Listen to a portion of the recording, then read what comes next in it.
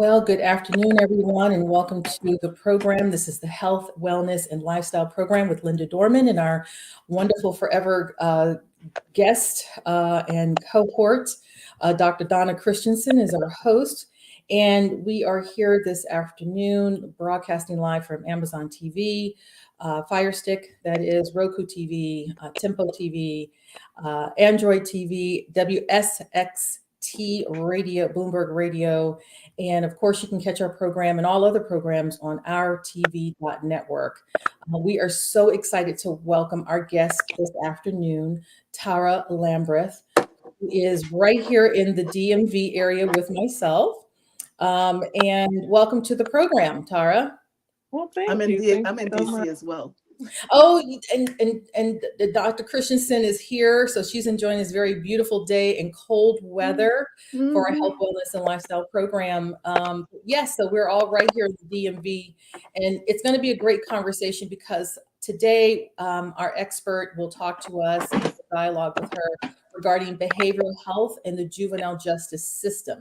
The the intersection of how do we address juvenile delinquency and the like from a different lens, from a non-punitive, but really from a behavioral health lens, and help our young people navigate their young years and of course their early adult years so they don't wind up in the criminal justice system, and that they actually do not become juvenile offenders in the first place. But more importantly, how do we make sure that we grab our hands as a community around these issues that are really steeped in behavioral health and mental health issues so that we can have our next generation of leaders come out vibrant and supportive and a real true participant in the community. So I say all that to say in my introduction of the topic, but let me introduce to you Tara. Tara is 30 years in the juvenile justice system with a whole host of progressive positions from what we used to call probation officers to caseworkers to having worked very extensively with many organizations right here in the DMV, the District of Columbia, Maryland, and Virginia, and organizations that have a national reach as well on the subjects of behavioral health, juvenile justice, and working with the various school systems. So we just want to dive into it because your resume is so long and so impressive that we want to really get the content going and the conversation going around this remarkable subject. So again, welcome Tara Lambreth to the program. Welcome. Well, thank you. Thank you so much, Dr. Christensen and Linda. It's a pleasure to be here. Um, I think to start off, I would just want to say that it's a new nationwide. The concept is moving past the juvenile justice detention and be more community based, and that would start with investing in the communities, putting the right resources in the communities, having the right people and the right funding, which would most likely start at the top. We have to start at the top and we have to start looking at the different various neighborhoods, communities across the board. Because I know it's not just Department of Juvenile Services here in Maryland, but all of the justice systems now across the board are saying that the terminology I use is they do not want to criminalize juvenile behavior, because it's clear that institutional detention is not the answer. I know here in Maryland, it's about almost $10,000 a day to house a kid in detention. And when the kid is in detention, let's see, they're most of the time, nonviolent offenses, misdemeanor offenses. And it's for violation. It could be violation sometime after they've been adjudicated and are placed on probation. But they're finding out, the findings are that that is not working, that we want to invest in the community so that we will have a family wraparound system approach. Because it's just like removing, if you remove this person from the house for 10 days, 15 days, but you take them back to the same environment, the same school setting, the same issues that may or may not be going on in the home, the problem is not going to be solved. You've unpacked so many different key points from the cost. We can just talk about, just to kind of really have our listeners and our viewers understand the remarkable cost. So on average, having youth in detention alone, and we have the studies to prove this out, is about 75 to 100,000 nationwide per child. So as you pointed out, if we add that mental health, it amplifies that cost anywhere from 10 to 18,000 across the board. So it's very expensive to adjudicate, house, and then if we are going to have treatment in those settings, it amplifies to that 10 to 18,000. And that's across the country. And that's really devastating to our local services, social services being able to afford in-community services for those children. Our school system, we pull from other tax revenue to support these children when we could have gotten on the front end, as you've mentioned, and provide the behavioral health support. And then also, that really heart-wrenching for me is that young people, as we know, really begin to languish in these adjudicated process from, as you mentioned, from the home through whatever got them into this juvenile justice system in the first place, to then trying to find what's the appropriate response that is either not criminalizing, but really looking at the behavioral health issue and addressing it holistically. But that there's a pipeline, as you said, and I think that term criminalizing, it can be very jogging, but it's a realistic issue because, as we've talked about, Tara and I, you and I have talked several times, and you have just enlightened me completely around why our behavioral health and juvenile justice must come together. The behavioral health community, mental health community, our clinicians, along with our legal experts, to come together to look at what's in the best interest of the child as we move through and think about these nonviolent crimes in particular, and minor offenses in particular, where those children end up in the penal system when maybe behavioral health and inpatient services are more effective at this point in time. And I'm always for prevention. So picking up issues early in that child's life and getting them into the right kind of services as early as you see something happening is critical as well. And I don't know, I used to be involved somehow in one of my patients who was in juvenile system. And I hope that, and that was back around 1970, okay? So I hope that the system has changed since then, because it was not doing well by the young people that were there.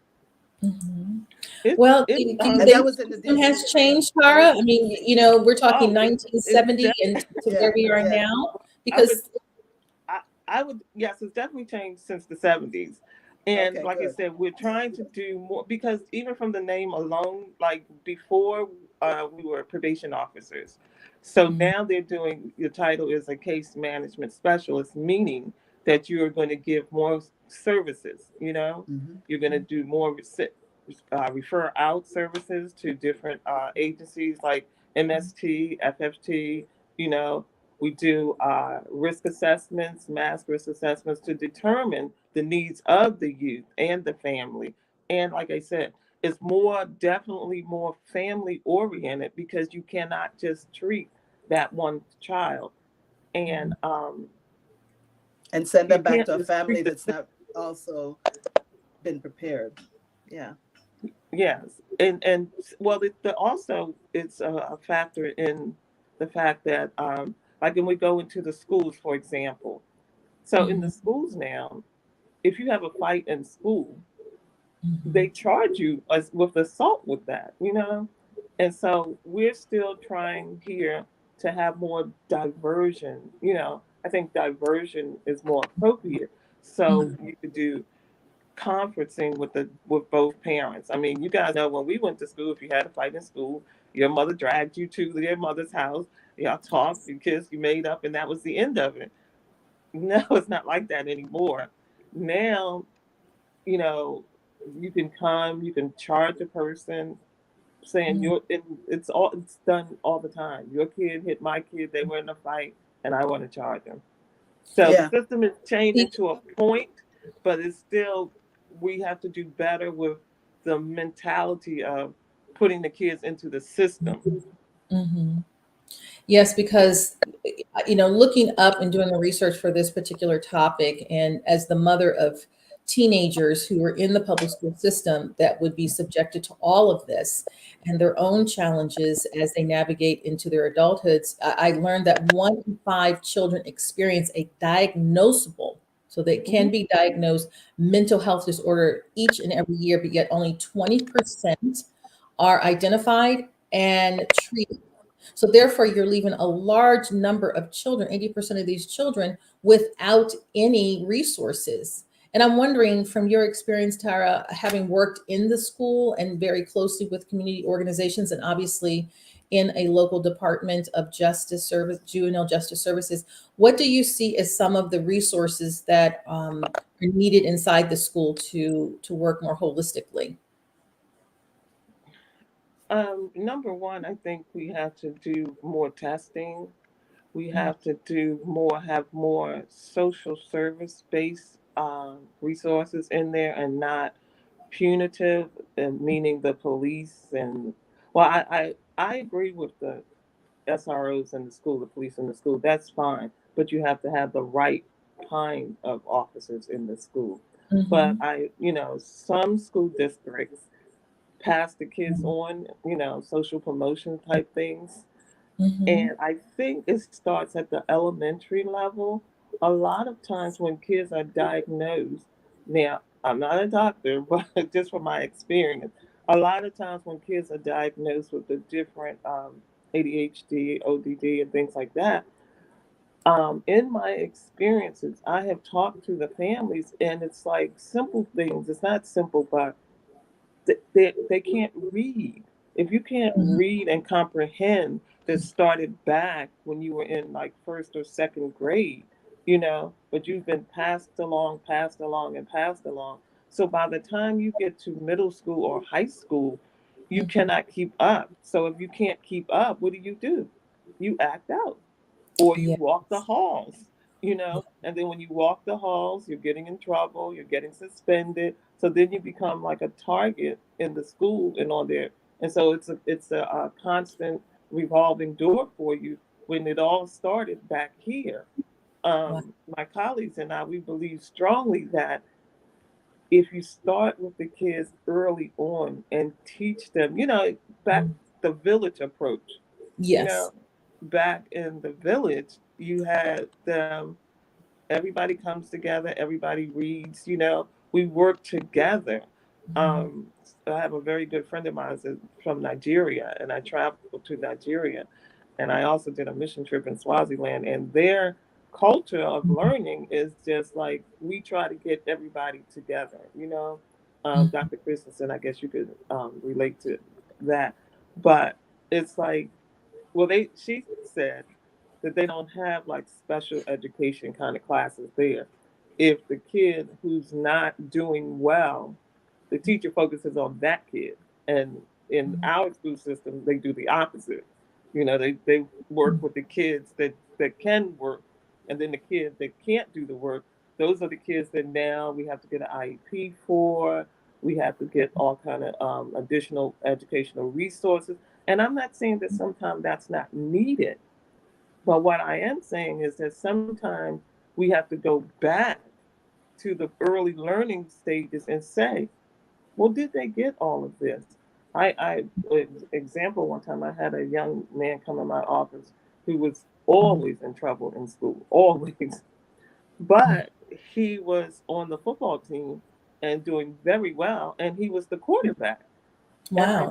and I said to him, his mom, and I was like, it's very interesting that you're diagnosed with ADHD and a couple other DDs, and you are a star quarterback, because it takes a lot to be a quarterback. The Mhm, precision, the learning of the thing. And he himself never even looked at it like that. So if you could develop in this part, then you should be able to develop in that part. But then that also takes the village approach of the school, the teachers, I mean, my husband is a teacher. I know teachers and I've been in the school. So that is overwhelming, trust me. So But then do you think that also, because, one of the things that we talked about was the fact that we do focus so much on the children and we do need the resources. And I concur with everything you said. And I just want to do a terminology. So SRO is the in-school resource officer, who's yes, the I thought, yes. police officer, and I think you said IEP, which is the individual learning plan, which is a Yes. specialized plan for Mhm. children who have special needs, and those needs may not necessarily be so severe. There's a spectrum, and that spectrum could be, for instance, ADHD, attention deficit and hypertension disorder, that impairs or impacts that learning but leads itself to key risk behaviors inside the school environment. And that's what you're saying. We have to really understand all those diagnoses and all of those disorders, so that those professionals, from the principal to the counselors to the in-school social workers, and of course the resource officers and security teams, and notwithstanding the teachers, really are more equipped than the teachers of yesterday with recognizing when we have a behavioral health issue versus a simply or a mental health issue that is turning into a significant potential punitive based issue, like an assault or like drug use inside the school, or key risk behaviors that lead to crime, stealing, or even something as key risk as early teen pregnancy, because there's just not a self-awareness. Are you finding, with that understanding, that we're not doing as much as we could in helping to train our teachers, who are nice psychologists, but they're with our children hours upon hours, our administrators, what's the mental health first aid for those individuals dealing with and working with our young people who are trying to become scholars, educational success in their educational career? What have you Uh, seen in terms of, are we leaving them out of the process in terms of conducting training and awareness opportunities? I mean, I think all institutions are trying to do better as far as the training, for our teachers and scholars and Mhm, officers and everything.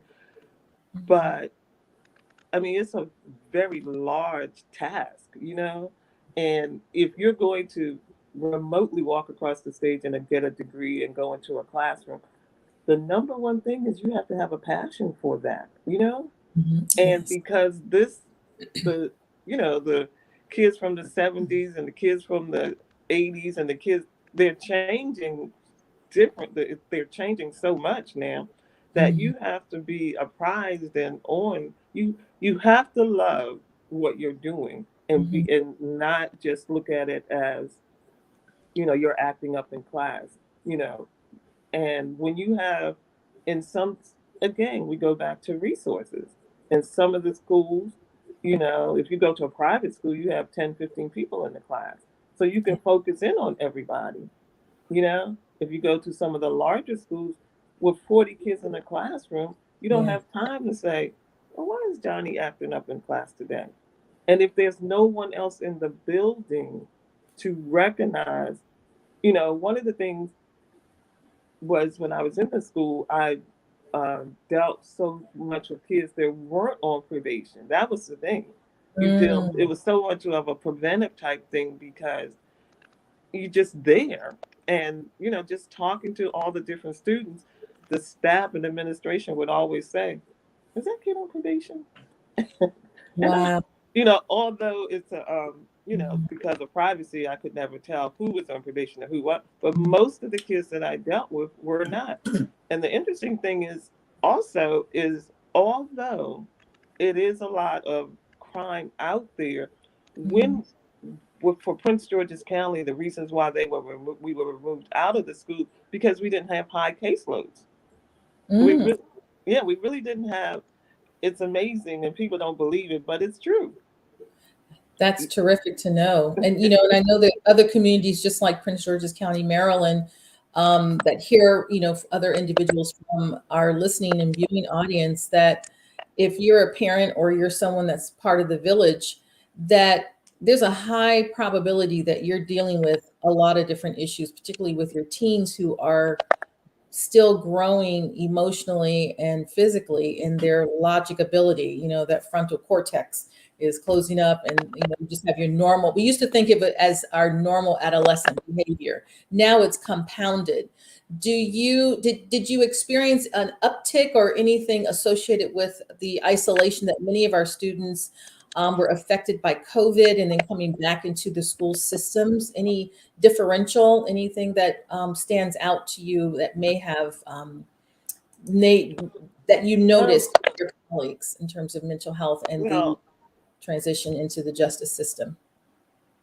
I mean, there are a lot of aggression and assaults and violence, but as the Mhm. parent, well, we're talking to some of the friends of mine that are principals.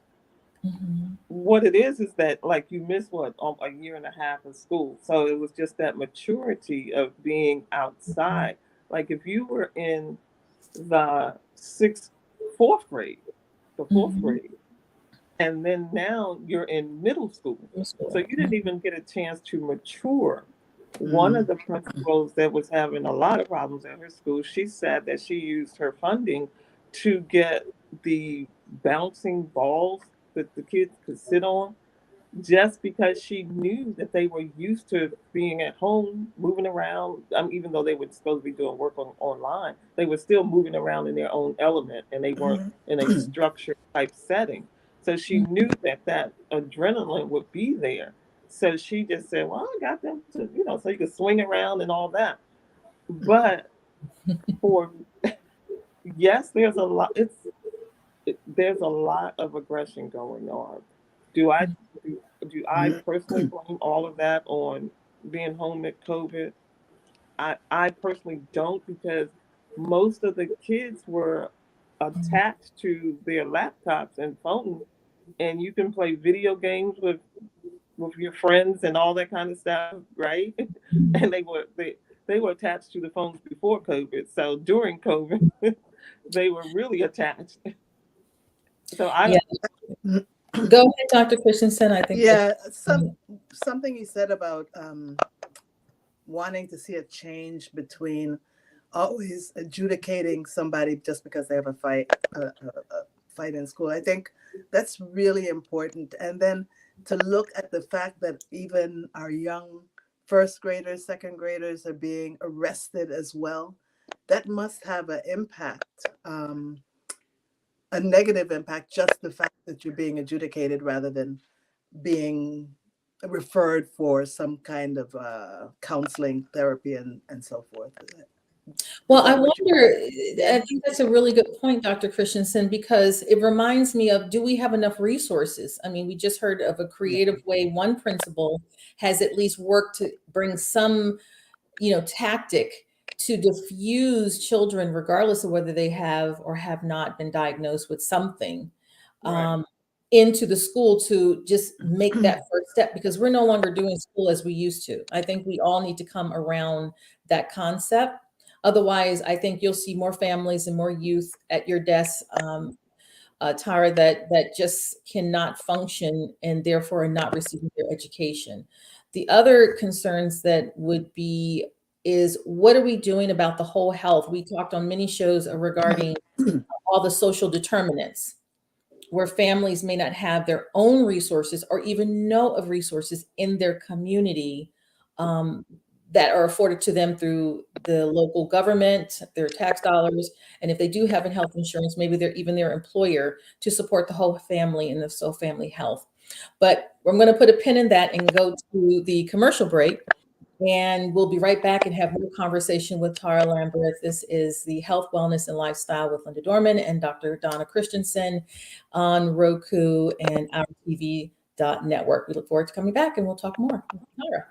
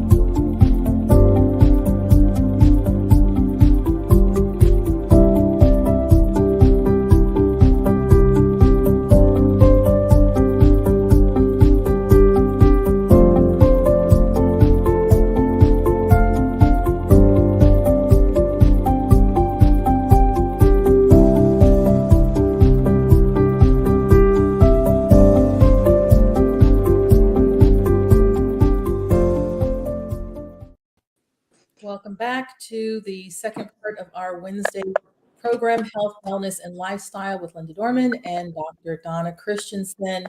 I just want to first say I love sometimes looking at our commercial break because we here at our TV network have a lot to offer our viewers and our listeners. And I would just, we rarely make a stop to say thank you to our executive producer and visionary for our TV.network, but I love sometimes our commercial break because I get a chance to do all the remarkable things that's happening. So stay tuned after our program because there's more for you to learn and grow and understand. And so today we bring the wellness program, segment number 1 of the Marketplace Reset program called Health, Wellness, and Lifestyle. And today our topic is the behavioral health, mental health, and the intersection of that to the criminal justice system as it relates to juveniles. And we're here with our expert, Tara Lamberth, who is a 30-year professional and community worker, working in a number of key roles within this in this space because she has a passion for youth and seeing youth develop into vibrant, healthy adults and be able to step out of or never even enter near the juvenile justice system. But it happens. And so this is a very important conversation that we must have. So welcome back again, Tara. Oh, thank you. Okay, great. We left off talking about a lot of different things, the resources in the school, the resources for the family, the resources for those who are inside of the school. What should we note? How would we guide our parents into understanding and our guardians and just people who are working in the community to support? What are some of the organizations that you've been affiliated with that, among the many across the country and our listening audience, service area? What can you share with us in some of those resources? Well, as I said, we work with MSTFFT, multi-systemic, oh Lord, I know what it is. I caught you off guard there. Well, I'll tell you one that I know that you worked extensively with because we talked about this, the Maryland Coalition of Families. Yeah, Maryland Coalition. That's such an impressive organization. Their website is mdcoalition.org. And tell us how you have, because you introduced that to me, and I am so excited to participate in some of the legislative sessions to help speak to legislators around the need for more funding for behavioral health programs inside the school, inside the community. Well, they're going to have their legislative day I wrote that down because we went, not last year, but the year before, but this time it's going to be virtual and it's on the 22nd of February. So I will forward that information to you and you can get it out to your listeners. And it's where you have the opportunity to speak with the legislators directly on funding and resources for the mental health and the need to expand the mental health programs, in the state of Maryland. But I wanted to ask Dr. Christensen something because she was a former congresswoman. And I happened to be looking at a show the other day on PBS, The Independent Lens, and it was called Bulletproof, and was showing about the violence and the trauma and making the schools safe. And it was a phenomenal show. And it was just really, God led me to it. I'm so thankful. And it was just showing they went to a conference fair and they had like the bulletproof whiteboards and the bulletproof desk. And they were showing you all these different things and gadgets that are selling to make the schools safe. And I think one of the schools spotlighted was in Texas. And he said that he was given $6.5 million to make the schools safe. And he had to buy those kind of things. And he was saying that he would prefer to have bought more preventive things to be on the preventive end. And so that really struck me as like, most of our problems would be solved, right? If we started over here on the preventive side. I know, Linda, and I definitely agree with you on that. And, I've been out since 2015, But for years, first of all, I was on the Juvenile Justice Task Force with Bobby Scott, who's from Oh, Virginia. okay. And it's been a real interest of mine going back to my days at working with the NMA before I even went to Congress, and it continues to be. But the prevention is much more important than, I mean, so the board is bulletproof. That doesn't do anything to save our children, you know.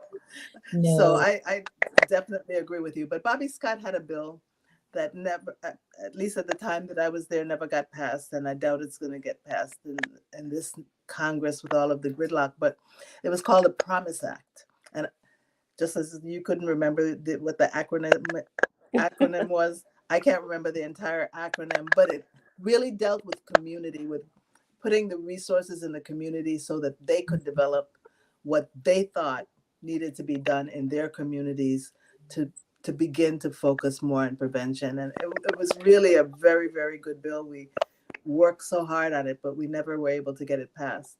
But those are the things that are most important. We're beginning in the Virgin Islands to also start again, because as when I was chair of the NMA, we started with having conflict resolution in the schools. Do they have that in Prince George's Yes. County? Does it help? Maybe you could Yes. talk a little about that. I'm also curious about how you went from being a community health worker and to getting into this field, or I don't know if you started out in this particular field either. Um, how did I get in here? That's a good question. Well, I mean, I let's say, let's go with the roots. So for my mom was a special education teacher, number one. Mm, And she was a single parent, and we always were involved in something. See, back, I grew up in Newark, New Jersey, and she had social organizations. So um, we were in community drill teams, and so then my mom started our own little community thing. So we had a choir, we had the drill team, we had modeling clubs, we had wow. all of that in our community, and we brought everybody into the community. So and that's what I did from until I left to go to college. That we were all involved in something. It was either church or the community activities. And so when I first came to college, I wanted to be an attorney. And the way I got into juvenile services was when I did my internship. Mm. And I did an internship with juveniles. But when I first got out of college, I was starting to work with adults. But I was young and they were young, and I was like, no, this is not working. I wanted to do something where I could probably make an impact on someone. Mhm. So throughout my, like I said, professional and personal life, even when in my church I used to go to, I was at the head of the scholarship committee, and we started doing cotillions because that was one of the visions of the pastor there. So we started doing cotillions, which is, it's like a coming out part, a Mhm. coming out event. And but that encompasses the workshops and everything that you had to do. So I've always had the drive and the gift, I guess. No, I'm not, I guess, I'm sorry. I know to instill, bring out whatever someone else has, and then use my gifts to sow into someone else's life. But I've also had, I don't know if it's a strength or a weakness, I have like an out of the box kind of thinker. So if Mhm. everybody's thinking this over here, I think differently. Like I said about the money and things, it's like you said, we need to go to each community and Yeah. find out the needs of that community, put that pocket of money into, that one of the from this article, the show that was on, they did a simulated drill for active shooter drill, and they Mhm. had all the kids standing in the corner. So when they were talking to the kids afterwards, one of the students said it's more traumatizing to do the active shooter drill than the active shooter, I've So heard it's that. just, yeah, and that's what he said. You are traumatizing these kids left and right, going back and forth, going under your desk, stand in the corner, close the doors, close the windows. When I was in the school, we had active shooter drills as well, and I had an office by myself, and I was always in the office by myself. But the office didn't have any windows, so I had to pull the blinds, turn the light out, so it's like complete darkness in there. And it was kind of unnerving to do that. So I could imagine how the kids is. But I say all that to say is that how do we get the top to match up with the middle and the bottom here? That's the frustration, I believe. Don't Wouldn't you agree?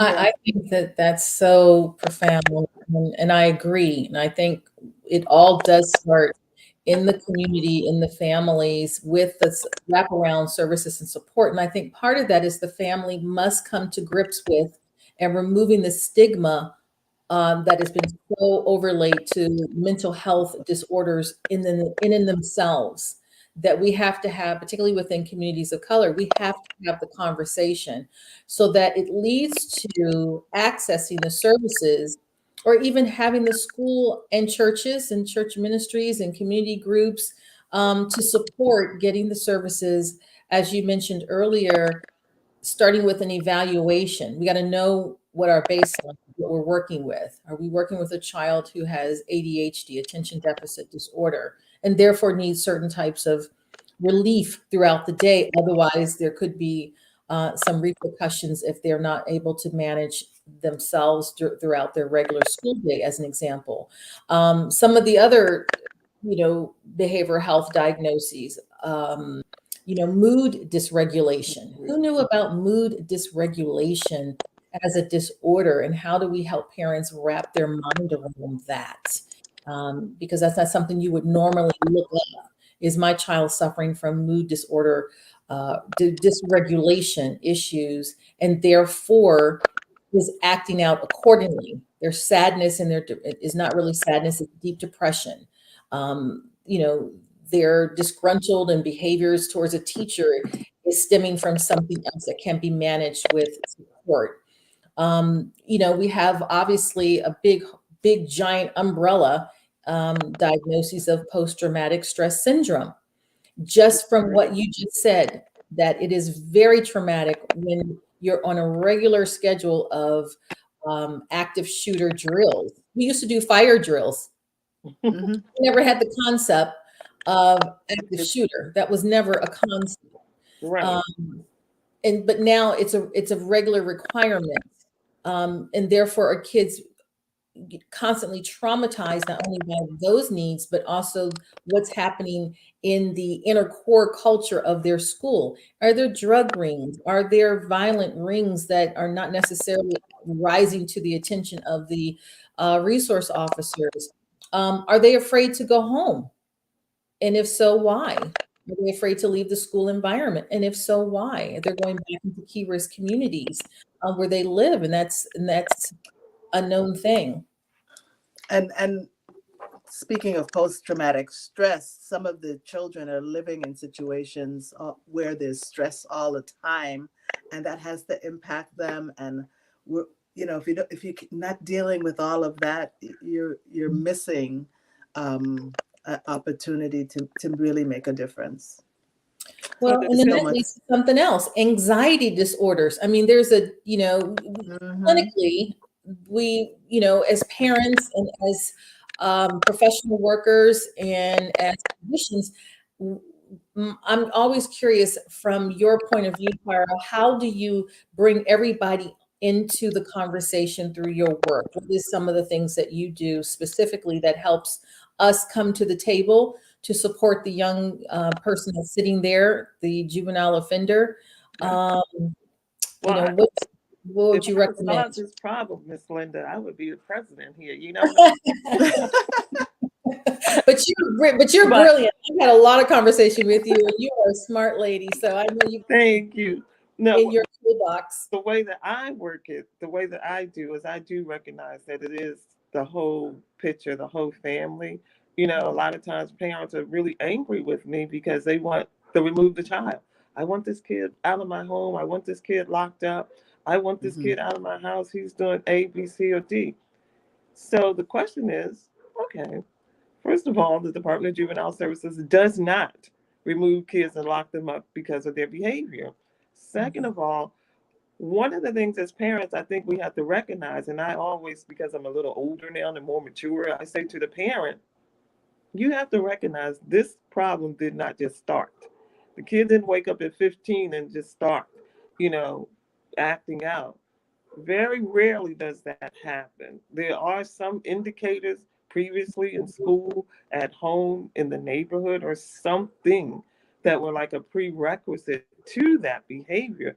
Maybe we didn't recognize it, maybe we overlooked it.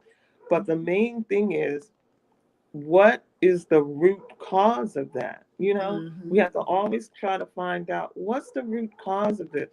Was it transition in the family? Was it death? Was it abuse? You know, is it drug abuse? It's always, in any of our situations, it's always a root cause of how we're developing, you know, and believe it or not, as a parent, you know, sometimes we have to take a look at ourselves, you know, Yes. because Yes. it's like that is still your DNA, you know, and you have to say, well, wait a minute now, what's the DNA? What's going on? What factors do I have?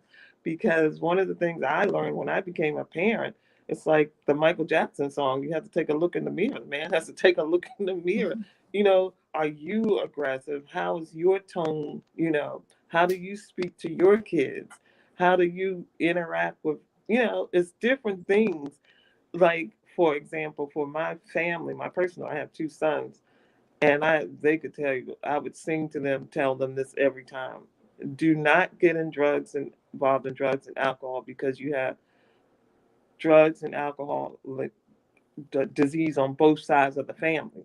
Mm-hmm. You know, so you may be already predisposed to that. So you have to like look into the different things and the different roots and the different, I don't want to call them demons, but the different, you know, backgrounds and find out. So you can't just assume. And I think what happens when we have kids that come into the system, a lot of times the parents are so frustrated and so overwhelmed that they just feel that it's just a kid. You know, it's just this kid. Get this kid, remove this kid. And I'm like, no. So that's why, like I said, nationally, everything is trying to do wrap around community based family resources to say, hey, you know, and you believe we have parents that are adamant that it's not them. It is, some parents are adamant. It's like, no, you know, you just need to fix him. And I use the example of like if you go on vacation, you know, when I go on vacation, I like to have my house clean and everything. So when I come back from vacation, it's clean. And so I say, ma'am, if we take this kid out your house and we bring him back, it's the same thing again, you know? So it's the root cause of that. And, you know, if you talk to the parent, you know, most of the time they do get on board, but they don't want to hear it initially Yeah. that it's all of us. And it's the same thing with schools. If you could just take that one kid that you're acting out and one person pays attention to that kid and say, hey, what's really going on? And we have to, like you said, Linda, take the stigma off. It's so many kids that go through so much trauma. You know, I've had families where, you know, it's always generational living sometimes, and you have the grandmother, grandfather, and stuff, and they'll say, well, the grandfather died, the brother got killed outside, this went on, and I'll say, well, did you get any kind of services for them? Any? And they haven't. Not at all. They never even thought about it. And a lot of times, I don't think it's so much as a stigma as a fact of, do I have the resources and do I have the knowledge to even do that? Mm-hmm. Right. You know, And I'm you know, we talk about how resilient we are. We just try to tough our way through things. But many times they just don't know that even those resources are there because, exactly. and so they just tough it out, but it takes a toll. It takes a toll. Oh, it It, definitely takes a toll. it takes such a toll that you don't know where to be, sometimes even to begin it. And I think, Tara, you've given us some good information that we want to recap.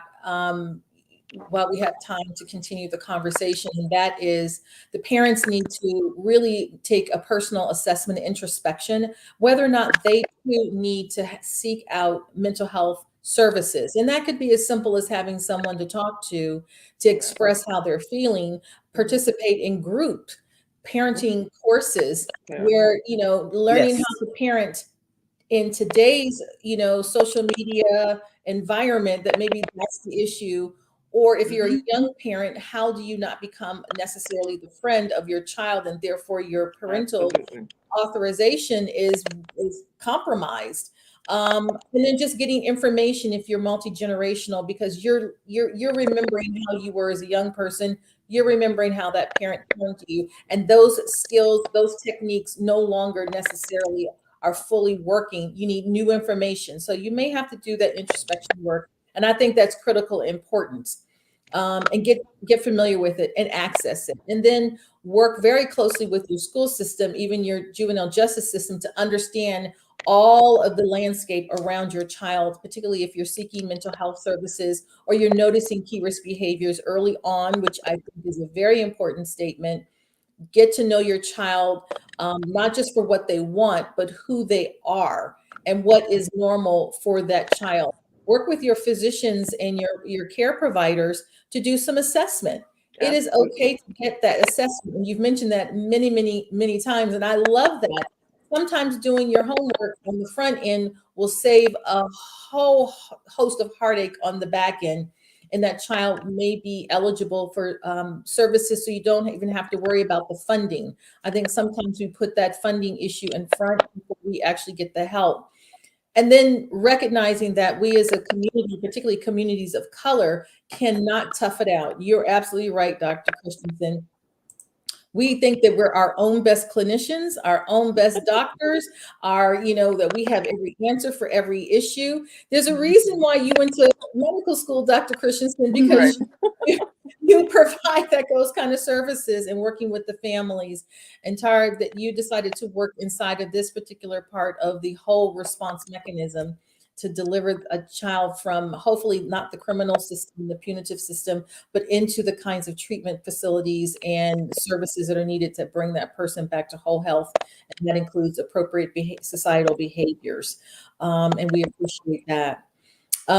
We still have more conversation and more opportunity. I just wanted to also share some resources, national resources, and I've worked with them before on some things in the community, and that's the National National Alliance of Mental Illness.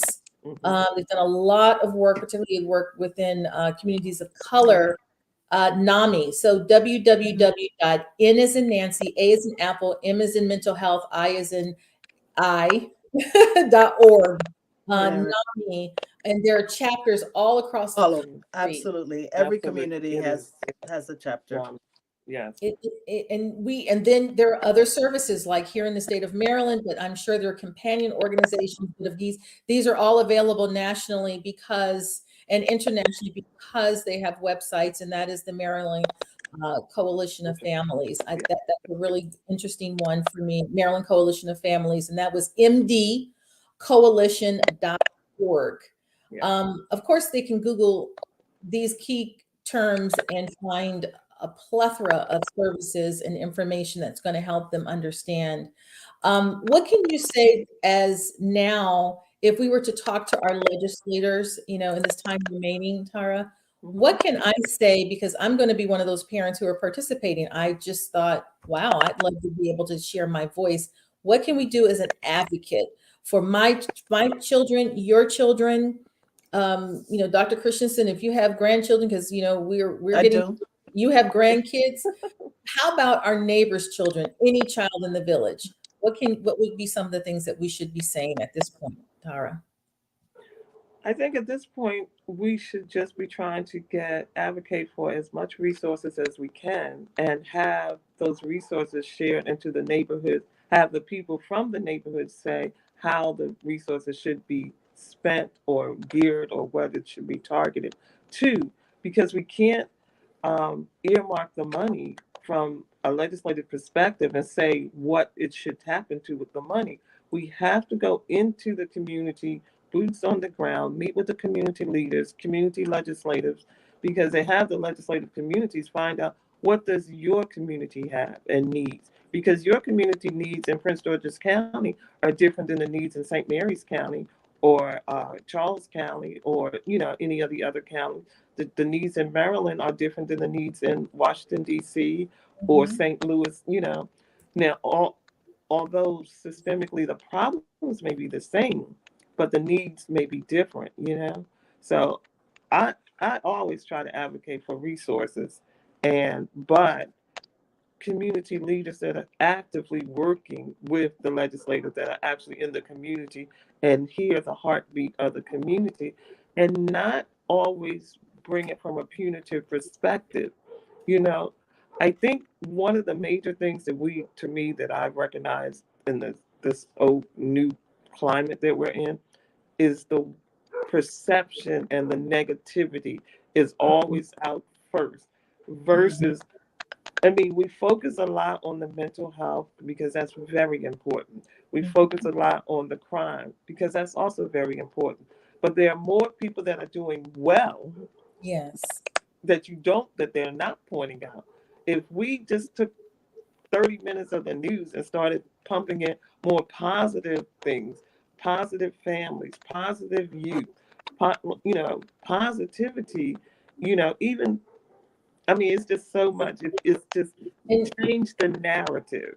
to change the narrative. And we have a question from one of Yeah. our viewers, and I think this is a really good one for a parent to Yeah. understand. Sometimes your child can be doing very well in school, straight A student, and keep that in the bubble. We talked about that, Tara. What happens when you have a child that does not necessarily present behavior health wise that you may suspect or you want to evaluate that child? What would be your recommendation? And Dr. Christensen, your recommendation. While we have about 2 minutes left in the program, this is such an important question. And we thank you, George. I think if the My child's suggestion, behavior changes would be a sign if there's a behavioral change, something that just doesn't seem right. Your parents will know if there's something, but sometimes they attribute it to something, whatever, instead of really looking, as our guest has always said, look for the root cause. Why is this happening? Yes, her mic is I'm sorry. Can your you hear me? mic. Go ahead. Keep going. Oh, I Go said, ahead. like Christensen said, if you recognize those changes in her behavior because you can see it, then just have a conversation with them and really, honest, non-judgmental, what's really going on and how can I help? And then I try to say, even if they don't want to talk to you, say, would you like to talk to someone else? Do you want to write it out? And I believe in journaling. I mean, I'm definitely, like Linda, as I said, we spoke about trying to do the paperwork to get my own organization going with all these years of service to help the parents and be out there as well as a spokesman. So I want to get my own consultant firm going to do that. But it's just a matter of taking the time to talk because you recognize it. If we're non-judgmental and say, I've recognized this.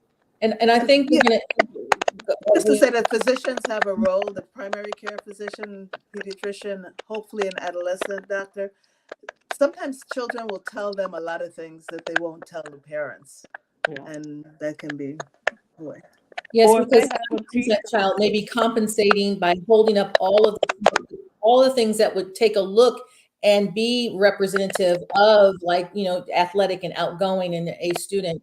But it requires maybe an intervention of what's happening on that child in social media, what is happening to that child in their peer groups, asking that child, do they feel like they have a future, that they're thriving, that they have some goals and put into place, and then really assessing who are their friendship, who are their influencers, and that will Absolutely. give you some clue. We have so much to talk about, but we are now over time, and we got Oh, to wow. Yeah. close the show and have you back on, Tara. So this has been the Health, Wellness, and Lifestyle Program with Linda Dorman and Dr. Donna Christensen. And we thank you for checking us out. We look forward to the next program, and stay tuned for more amazing programming on our TV.network. Thank you, Tara. Thank you so much. I am so thankful to be in you all's presence. Thank you so much for the opportunity. You can call me anytime and I will be available to you guys. I am so, so, so appreciative of this opportunity. And I hope that I was able to offer some wisdom and some advice to help someone out there. You most certainly did, and we're grateful for that. So have a good afternoon, everyone. All right. Thank you. Bye-bye.